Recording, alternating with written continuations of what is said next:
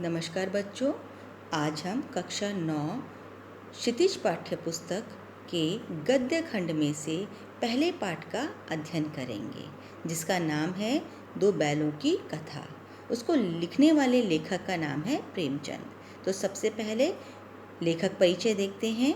प्रेमचंद का जन्म सन 1880 में बनारस के लम्ही गांव में हुआ था। उनका मूल नाम धनपत राय था। प्रेमचंद का जन्म अभावों में बीता और शिक्षा बीए तक ही हो पाई। उन्होंने शिक्षा विभाग में नौकरी की, परंतु असहयोग आंदोलन में सक्रिय भाग लेने के लिए सरकारी नौकरी से त्यागपत्र दे दिया और लेखन कार्य के प्रति पूरी तरह समर्पित हो गए। सन 1936 में इस महान कथाकार का देहांत हो गया। प्रेमचंद की कहानियाँ मानसरोवर के 8 भागों में संकलित हैं। सेवा सदन, प्रेमाश्रय, रंगभूमि, कायाकल्प, निर्मला, गबन, कर्मभूमि, गोदान उनके प्रमुख उपन्यास हैं। उन्होंने कई पत्रिकाओं का संपादन भी किया, जैसे हंस, जागरण, माधुरी आदि। कथा साहित्य के अतिरिक्त प्रेमचंद ने निबंध एवं अन्य प्रकार का गद्य लेखन भी प्रचुर मात्रा में किया। प्रेमचंद साहित्य को सामाजिक परिवर्तन का सशक्त माध्यम मानते थे। उन्होंने जिस गांव और शहर के परिवेश को देखा और जिया, उसकी अभिव्यक्ति उनके कथा साहित्य में मिलती है। किसानों और मजदूरों की दयनीय स्थिति, दलितों का शोषण, समाज में स्त्रियों की दुर्दशा और स्वाधीनता आंदोलन आदि उनकी रचनाओं के मूल विषय हैं। प्रेमचंद के कथा साहित्य का संसार बहुत व्यापक है। उसमें मनुष्य ही नहीं, पशु पक्षियों को भी अद्भुत आत्मीयता मिली है। बड़ी से बड़ी बात को सरल भाषा में सीधे और संक्षेप में कहना प्रेमचंद के लेखन की प्रमुख विशेषता रही है। उनकी भाषा सरल, सजीव एवं मुहावरेदार है तथा उन्होंने लोक प्रचलित शब्दों का प्रयोग कुशलतापूर्वक किया है। पाठ प्रारंभ करने से पहले पाठ का सार देखते हैं, ताकि हमें समझ आ सके कि पाठ में क्या दिया जा रहा है। दो बैलों की कथा के माध्यम से प्रेमचंद ने कृषक समाज और पशुओं के भावात्मक संबंध का वर्णन किया है। इस कहानी में उन्होंने यह भी बताया है कि स्वतंत्रता सहज में नहीं मिलती, इसके लिए बार बार संघर्ष करना पड़ता है। इस प्रकार परोक्ष रूप से यह कहानी आज़ादी के आंदोलन की भावना से जुड़ी है। इसके साथ ही इस कहानी में प्रेमचंद ने पंचतंत्र और हितोपदेश की कथा परंपरा का उपयोग और विकास किया है। तो चलिए देखते हैं दो बैलों की कथा।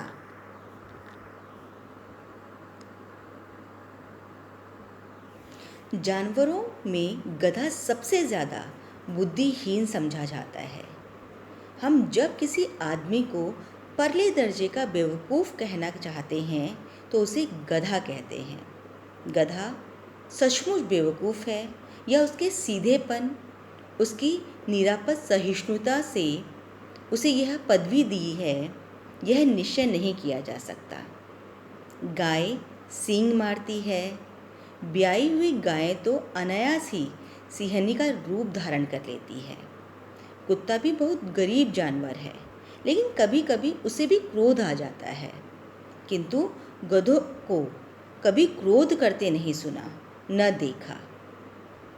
जितना चाहो गरीब को मारो, चाहे जैसी खराब सड़ी हुई घास सामने डालो, उसके चेहरे पर कभी असंतोष की छाया भी न दिखाई देगी। बैसाख में चाहे एकाध बार कुलेल कर लेता हो, पर हमने तो उसे कभी खुश होते नहीं देखा। उसके चेहरे पर एक विषाद स्थायी रूप में छाया रहता है। सुख दुख, हानि लाभ, किसी भी दशा में उसे बदलते नहीं देखा। ऋषि मुनियों के जितने गुण हैं, वे सभी उसमें पराकाष्ठा को पहुँचे हुए हैं, पर आदमी उसे बेवकूफ़ कहता है। सद्गुणों का इतना अनादर कभी नहीं देखा। कदाचित सीधापन संसार के लिए उपयुक्त नहीं है। देखिए ना, भारतवासियों की अफ्रीका में क्या दुर्दशा हो रही है। क्यों अमेरिका में उन्हें घुसने नहीं दिया जाता। बेचारे शराब नहीं पीते, 4 पैसे कुछ समय के लिए बचा कर रखते हैं, जी तोड़ काम करते हैं, किसी से लड़ाई झगड़ा नहीं करते, 4 बातें सुनकर गम खा जाते हैं, फिर भी बदनाम हैं।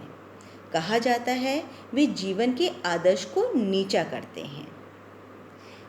इस पृष्ठ के अंदर लेखक हमें ये बताना चाहते हैं कि गधा जो है वो बहुत ही सीधा सरल पशु है, लेकिन उसे बहुत मूर्ख कहा जाता है। लेखक ने यहाँ तक कह दिया है कि गधा जो है उसमें इतनी सहन शक्ति है या इतने गुण हैं कि ऋषि मुनि में वो गुण हमें देखने को मिलते हैं। लेखक ने तो उसे ऋषि मुनि की श्रेणी में रखा है। गधे से कुछ कम सीधा प्राणी एक और हमें देखने को मिलता है। किसी भी परिस्थिति के अंदर गधे को उन्होंने परिवर्तित होते नहीं देखा। वो हमेशा एक ही जैसा रहता है, कभी भी असंतोष की भावना उसमें देखने को नहीं मिलती। इतने सब गुण होने के बावजूद भी उसे हम लोग मूर्ख कहते हैं, या फिर हम ये कह सकते हैं कि जिस व्यक्ति को हम मूर्ख कहना चाहते हैं उसे हम गधे की उपाधि दे देते हैं। इस पृष्ठ में कई शब्द ऐसे आए हैं जिसका अर्थ हम देख लेते हैं। सहिष्णुता अर्थात सहनशीलता, अनायास अर्थात बिना कारण के, असंतोष अर्थात संतोष न होना, बैसाख एक महीने का नाम है, कुलेल अर्थात क्रीड़ा या खेल, विषाद अर्थात उदासी, पराकाष्ठा अर्थात अंतिम सीमा, अनादर अर्थात जिसका आदर न हो, कुसमय अर्थात बुरे समय, गम खा जाना अर्थात दुख सहना। आगे देखते हैं। अगर वे भी ईंट का जवाब पत्थर से देना सीख जाते तो शायद सभ्य कहलाने लगते। जापान की मिसाल सामने है। एक ही विजय ने उसे संसार की सभ्य जातियों में गण्य बना दिया, अर्थात गिनने योग्य बना दिया। अब लेखक हमें यह बताते हैं कि जिस प्रकार से गधे की स्थिति है वैसे ही हमारे भारतीयों की स्थिति विदेशों के अंदर है। हमारे भारतीय युवक जो हैं बहुत ही सरल सीधे हैं, किंतु वहाँ पर विदेश के अंदर उनका सम्मान नहीं होता। इसी प्रकार से गधा जो है वो बहुत ही सरल सीधा है, उसमें अनेकों गुण हैं, लेकिन हम लोग उसे महामूर्ख या बुद्धिहीन समझते हैं। आगे देखते हैं। लेकिन गधे का एक छोटा भाई और भी है जो उससे कम ही गधा है, और वह है बैल। जिस अर्थ में हम गधे का प्रयोग करते हैं कुछ उसी से मिलते जुलते अर्थ में बछिए के ताऊ का प्रयोग करते हैं। कुछ लोग बैल को शायद बेवकूफ़ों में सर्वश्रेष्ठ कहेंगे, मगर हमारा विचार ऐसा नहीं है। बैल कभी कभी मारता भी है, कभी कभी अड़ियल बैल भी देखने में आते हैं और कई रीतियों में अपना असंतोष प्रकट कर देते हैं। अतएव उसका स्थान गधे से नीचा है। अब लेखक ये बताते हैं कि एक और ऐसा व्यक्ति है जो गधे की श्रेणी में आता है, लेकिन गधे से थोड़ा सा नीचे है, अर्थात गधे को बिल्कुल गुस्सा नहीं आता, वो बहुत सहनशील है, लेकिन उससे थोड़ा कम सहनशील बैल है, जिसे यहाँ पे बच्चे का ताऊ कहा गया है। इसके साथ ही साथ यह भी बताया है कि अगर वो अड़ जाता है तो हमें उसका रूप देखने को मिलता है, वो कई बार असंतोष भी प्रकट करता है, इसलिए गधे से उसको नीचा रखा गया है। झूरी काछी के 2 बैलों के नाम थे हीरा और मोती। बच्चों, वास्तविक रूप से ये पाठ अब शुरू होता है, जिसके अंदर झूरी एक व्यक्ति का नाम है जिसके 2 बैल थे जिनका नाम था हीरा और मोती। हीरा और मोती जो थे ये दोनों के दोनों बैल पछाई जाति के सुंदर, सुडौल, मेहनती, सहनशील, धैर्यवान, साथ ही साथ सच्चे मित्र और नैतिक मूल्यों को मानने वाले थे।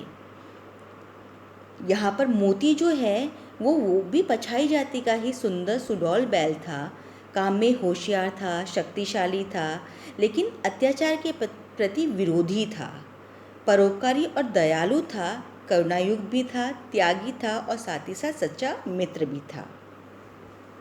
दोनों पछाई जाति के थे, देखने में सुंदर, काम में चौकस और डील में ऊंचे। बहुत दिनों साथ रहते रहते दोनों में भाईचारा हो गया था, अर्थात दोनों बिल्कुल भाई के समान साथ में रहते थे। दोनों आमने सामने या आसपास बैठे हुए एक दूसरे से मूक भाषा में विचार विनिमय करते थे। जब वो लोग बैठे होते तो दोनों एक दूसरे के सामने बैठते थे और ऐसा लगता था कि बिना बोले ही वो अपनी बातों का आदान प्रदान कर रहे हों। एक दूसरे की मन की बात कैसे समझ जाता हम नहीं कह सकते। लेखक बोलते हैं कि एक बैल दूसरे बैल की मन की बात किस प्रकार से समझ जाता, ये बताना मेरे लिए संभव नहीं है। अवश्य ही कोई ऐसी गुप्त शक्ति थी जिससे जीवों में श्रेष्ठता का दावा करने वाला मनुष्य वंचित है। लेखक ये कहते हैं कि शायद उन दोनों में ऐसी कोई विशेष शक्ति थी जिससे कि हम लोग अपरिचित हैं, हम लोग अर्थात मनुष्य जाति, जो कि श्रेष्ठता का दावा करते हैं। दोनों एक दूसरे को चाट कर और सूंघ कर अपना प्रेम प्रकट करते। कभी कभी दोनों सींग भी मिला लिया करते थे, विग्रह के नाते नहीं, केवल विनोद के भाव से, आत्मीयता के भाव से। जैसे दोस्तों में घनिष्ठता होते ही धौल धप्पा होने लगता है। लेखक बताते हैं कि कभी कभी वो अपने एक दूसरे को चाट कर सूंघ कर प्रेम प्रकट किया करते थे और साथ ही साथ कभी कभी अपने सींग को ऐसे ही मिला लिया करते थे, लेकिन लड़ने के लिए नहीं, विग्रह मतलब अलग होने के लिए नहीं, बल्कि विनोद के लिए अर्थात मनोरंजन के लिए, आत्मीयता जताने के लिए। साथ ही साथ जिस प्रकार से घनिष्ठ मित्र जब एक साथ बैठते हैं तो ऐसे हंसी मजाक हो जाता है, उसी प्रकार से ये दोनों बैल आपस में किया करते थे। इसके बिना दोस्ती कुछ फुसी फुसी सी, कुछ हल्की सी रहती है, जिस पर ज़्यादा विश्वास नहीं किया जा सकता। जिस वक्त ये दोनों बैल हल या गाड़ी में जोत दिए जाते और गर्दन हिला हिला कर चलते, उस वक्त हर एक की यही चेष्टा होती कि ज़्यादा से ज़्यादा बोझ मेरी ही गर्दन पे रहे। लेखक बताते हैं कि जब ये दोनों कार्य करते थे, अर्थात जब इन पे गाड़ी जोती जाती थी, गाड़ी लगाई जाती थी, उस समय इन दोनों बैलों का यही प्रयास होता कि बोझ जो है स्वयं पर आए, न कि उसके मित्र पर आए। दिन भर के बाद दोपहर या संध्या को दोनों खुलते तो एक दूसरे को चाट चूट अपनी थकान मिटा लिया करते। नांद में खली भूसा पड़ जाने के बाद दोनों साथ उठते, साथ नांद में मुंह डालते और साथ ही बैठते थे। एक मुंह हटा लेता तो दूसरा भी हटा लेता। लेखक बताते हैं जब वो शाम को थके हारे या दोपहर को जब वो खुले रहते थे, अर्थात उन्हें आराम का समय मिलता था, उस समय ये दोनों एक दूसरे को चाटकर अपनी थकान मिटाया करते थे। साथ ही जब नांद में इनके लिए भोजन डाला जाता, नांद अर्थात वह स्थान जहाँ पे बैलों के लिए चारा डाला जाता है, तो ये दोनों साथ में ही खड़े होते, दोनों साथ में नांद के अंदर मुंह डालते अर्थात भोजन करते और एक साथ ही नांद से अपना मुंह हटा लिया करते थे। संयोग की बात, झूरी ने एक बार गोई को ससुराल भेज दिया। बैलों को क्या मालूम वे क्यों जा रहे हैं या क्यों भेजे जा रहे हैं। समझे मालिक ने हमें बेच दिया। अब लेखक बताते हैं कि एक बार संयोग की बात है, झूरी जो बैलों का मालिक था, दोनों जोड़ी को, गोई का अर्थ है जोड़ी, हीरा और मोती दोनों को अपने ससुराल भेज दिया। अब बैलों को ये मालूम नहीं था कि उनको क्यों भेजा जा रहा है। वे तो ये समझ रहे थे कि मालिक ने उनको बेच दिया है। अपना यूँ बेचा जाना उन्हें अच्छा नहीं लगा, या बुरा कौन जाने, पर झूरी के साले गया को घर तक गोई ले जाने में दांतों पसीना आ गया। मतलब ये कि उन लोगों को ये अच्छा लगा या बुरा ये तो नहीं पता, लेकिन हाँ, झूरी का जो साला था जिसका नाम यहाँ पे गया बताया गया है, उसे दांतों तले पसीना आ गया।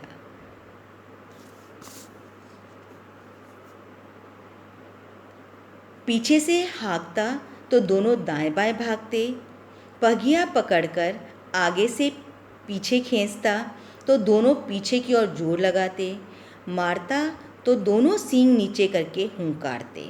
अर्थात किसी भी तरह से वो उसके साथ जाने को तैयार नहीं थे। तरह तरह के तरीके से दोनों ने अर्थात हीरा और मोती ने गया को परेशान किया।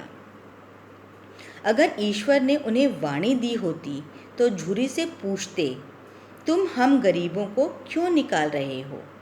हमने तो तुम्हारी सेवा करने में कोई कसर नहीं छोड़ी।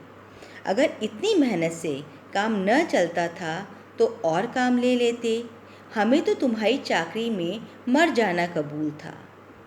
हमने कभी दाने चारे की शिकायत नहीं की। तुमने जो खिलाया वह सिर झुकाकर खा लिया। फिर तुमने हमें इस जालिम के हाथ क्यों बेच दिया? अब लेखक कहते हैं कि अगर वाकई ईश्वर ने इन जानवरों को वाणी दी होती तो वे आज झूरी से ये बात ज़रूर पूछते कि उन्होंने इस जालिम को क्यों बेच दिया, अर्थात इस क्रूर व्यक्ति को, इस अत्याचारी व्यक्ति को उन्हें क्यों सौंप दिया। वे आगे कहते हैं कि हमने आपकी सेवा के अंदर कोई कसर नहीं छोड़ी। अगर फिर भी आपको लग रहा था कि काम कम करवा रहे हैं तो और करवा लेते, हम खुशी खुशी कर लेते, लेकिन कम से कम इस जालिम के हाथों तो हमें न सौंपते।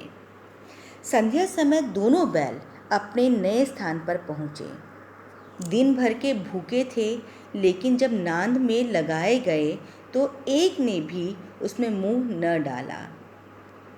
दिल भारी हो रहा था। जिसे उन्होंने अपना घर समझ रखा था वह आज उनसे छूट गया था। यह नया घर, नया गांव, नए लोग उन्हें बेगाने से लग रहे थे। लेखक बताते हैं कि जिस समय दोनों बैल नए स्थान पर पहुँचे वो समय संध्या हो चुकी थी, अर्थात शाम हो चुकी थी। दिन भर के दोनों भूखे थे। जब उन्हें नांद के वहाँ लगाया गया, मतलब बांधा गया, तो एक बैल ने भी खड़े होकर नांद में मुंह नहीं डाला, अर्थात कुछ भी नहीं खाया। दिल भारी हो रहा था, अर्थात दोनों बहुत दुखी थे। जिसे अपना घर उन्होंने समझ रखा था आज वो छूट गया। अब वो उनके लिए नया घर था, ये नए लोग थे, नए गांव थे, उन्हें सब अनजाना लग रहा था, सब बेगाना लग रहा था, कुछ भी अच्छा नहीं लग रहा था। दोनों ने अपनी मूक भाषा में सलाह की, एक दूसरे को कनखियों से देखा और लेट गए। जब गांव में सोता पड़ गया तो दोनों ने जोर मारकर पगहें तुड़ा डाले और घर की तरफ चले। पगहें बहुत मजबूत थे, अनुमान न हो सकता था कि कोई बैल उन्हें तोड़ सकेगा, पर इन दोनों में इस समय दुगनी शक्ति आ गई थी। एक एक झटके में रस्सियां टूट गई। लेखक बताते हैं कि दोनों बैलों ने आपस के अंदर मूक सलाह की, मतलब एक दूसरे को देख के कुछ मशवरा किया। कनखियों से देखा, मतलब आंखों ही आंखों में देखा और लेट गए। जब गांव के अंदर सभी लोग सो गए तो दोनों ने जोर लगाकर पैर में बंधी हुई रस्सियां जो थी उनको तोड़ डाली और दोनों अपने घर की तरफ चल पड़े। पैर में बांधने वाली रस्सी काफ़ी मजबूत थी। कोई भी इस बात का अनुमान नहीं लगा सकता था कि बैल उनको तोड़ सकते हैं, लेकिन न जाने कहाँ से शक्ति आ गई उनमें और उनने एक ही झटके में दोनों रस्सियां तोड़ दी। झूरी प्रातःकाल सोकर उठा तो देखा कि दोनों बैल चरनी पे खड़े हैं। दोनों की गर्दनों में आधा आधा गराव लटक रहा है। घुटने तक पांव कीचड़ से भरे हैं और दोनों की आंखों में विद्रोह में स्नेह झलक रहा है। झूरी जब सुबह उठता है तो वो क्या देखता है कि दोनों बैल खड़े हुए हैं और उनके गर्दन के अंदर गराव लटक रहा था, अर्थात जो रस्सी गर्दन में बंधी हुई थी वो लटक रही थी। साथ ही घुटने तक कीचड़ भरे हुए थे और दोनों की आंखों के अंदर विद्रोह झलक रहा था, लेकिन कहीं ना कहीं उस विद्रोह के अंदर भी स्नेह था। झूरी बैलों को देखकर स्नेह से गदगद हो गया, दौड़कर उन्हें गले लगा लिया। प्रेमालिंगन और चुम्बन का यह दृश्य बड़ा ही मनोहर था। लेखक बताते हैं कि जब झूरी दोनों बैलों को देखता है तो बहुत ही प्रसन्न होता है, दौड़कर उन्हें गले लगा लेता है। प्रेमालिंगन अर्थात प्रेम से गले लगाता है और उनका चुम्बन लेता है। वाकई यह दृश्य जो था वो बहुत ही मनोहर था, अर्थात मन को भाने वाला था। घर और गांव के लड़के जमा हो गए और तालियां बजा बजाकर उनका स्वागत करने लगे। गांव के साहित्य में यह घटना अभूतपूर्व न होने पर भी महत्वपूर्ण थी।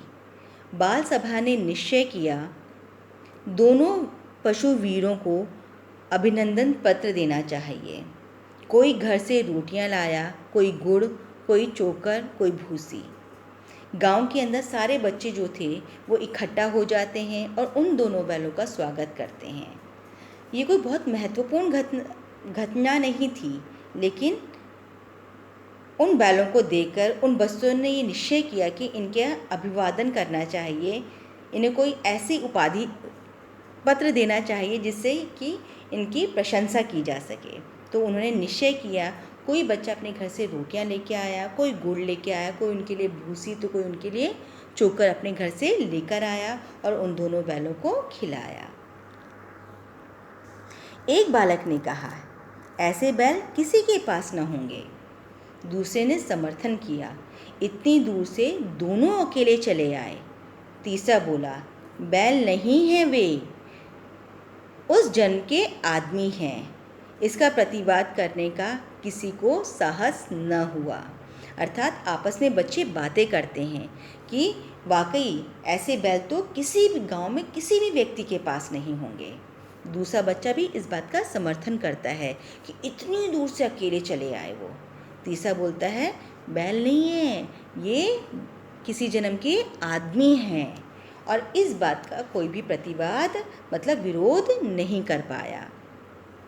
झूरी की स्त्री ने बैलों को द्वार पर देखा तो जल उठी, अर्थात जल भून गई वो कि वो मेरे भाई के वहाँ से कैसे आ गया। बोली, कैसे नमक हराम बैल हैं, एक दिन भी वहाँ काम न किया, भाग खड़े हुए। झूरी अपने बैलों पर यह आक्षेप न सुन सका। नमक हराम क्यों है? चारा दाना न दिया होगा तो क्या करते? झूरी कहता है कि नमक हराम क्यों बोल रहे हो तुम इसे, हैं? ये बैल जो हैं ये नमक हराम नहीं है। ये आक्षेप, ये आरोप जो है उसे अच्छा नहीं लगा। वो कहते हैं हो सकता है वहाँ पे उनको खाने के लिए चारा न मिला हो तो वो क्या करते? स्त्री ने रौब के साथ कहा, बस तुम ही हो बैलों को खिलाने वाले, या तुम ही बैलों को खिलाना जानते हो, और तो सभी पानी पिला पिला कर रखते हैं। झूरे ने चिढ़ाया, चारा मिलता तो क्यों भागते? अब दोनों के बीच में यहाँ पे वाद विवाद हो रहा है। स्त्री कहती है कि हाँ, सिर्फ तुम्हें ही आता है इनको खिलाना, अर्थात बैलों को चारा खिलाना तुम्हें ही आता है, बाकी तो सब पानी पिला के काम कराते हैं। झूरी चिढ़ाकर बोलता है, अगर चारा मिलता तो क्यों भागते? स्त्री चिड़ी, भागे इसलिए कि वे लोग तुम जैसे बुद्धुओं की तरह बैलों को सहलाते नहीं, खिलाते हैं तो रगड़ कर जोतते भी हैं। ये दोनों ठहरे कामचोर, भाग निकले। अब देखो कहाँ से खली और चोकर मिलता है। सूखे भूसे के सिवा कुछ न दूंगी, खाएं चाहे मर जाएं। अब स्त्री चिढ़ते हुए क्या बोली? वो बोलती है कि वो मेरे घर वाले जो हैं तुम जैसे बुद्धू नहीं हैं, जो सिर्फ बैलों को सहलाते हैं। वो खिलाते भी हैं तो जी तोड़ उनसे काम भी लेते हैं, मतलब अच्छा खासा उनसे काम लेते हैं। और साथ ही साथ क्या बोलती है, ये दोनों कामचोर हैं, काम नहीं करना चाहते, इसीलिए वहाँ से क्या कर लिया, भाग कर आ गए। लेकिन अब मैं देखती हूँ, अब इन्हें ना तो यहाँ पे खली मिलेगी खाने के लिए, ना ही चोकर मिलेगा खाने के लिए, सिर्फ सूखा भूसा मिलेगा। अब देखते हैं, खाए तो खाए, नहीं तो मर जाए। ऐसे क्रोध करके वो वहाँ से चली जाती है। वही हुआ, मजूर को कड़ी ताकीद कर दी गई कि बैलों को खाली सूखा भूसा दिया जाए। बैलों ने नान में मुंह डाला तो फीका फीका, न कोई चिकनाहट न कोई रस। क्या खाए? आशा भरी आंखों से द्वार की ओर ताकने लगे। झूरी ने मजूर से कहा, थोड़ी सी खली क्यों न डाल देते बे मालिक, मालकिन मुझे मार डालेगी। चुरा कर ले आ। न दादा, पीछे से तुम्हें उन्हें कह दोगे कि मैंने कुछ कर दिया। झूरी को ये बात अच्छी नहीं लगती कि उसके बैलों को सूखा भूसा डाला जा रहा है। वो मजूर अर्थात नौकर को कहता है कि कुछ चिकनाहट मतलब कुछ जो है खली चुरा कर डाल दे। तो नौकर कहता है, ना ना मालिक, मैं ऐसा नहीं कर सकता। अगर मालकिन को पता चल गया तो वो तो मुझे मार ही डालेंगी, और आप भी उस समय पीछे हट जाओगे और मुझे आगे कर दोगे। तो बच्चों, आज हम इस पाठ को यहीं तक देखते हैं। बाकी जो है वो अगले वीडियो के अंदर देखेंगे।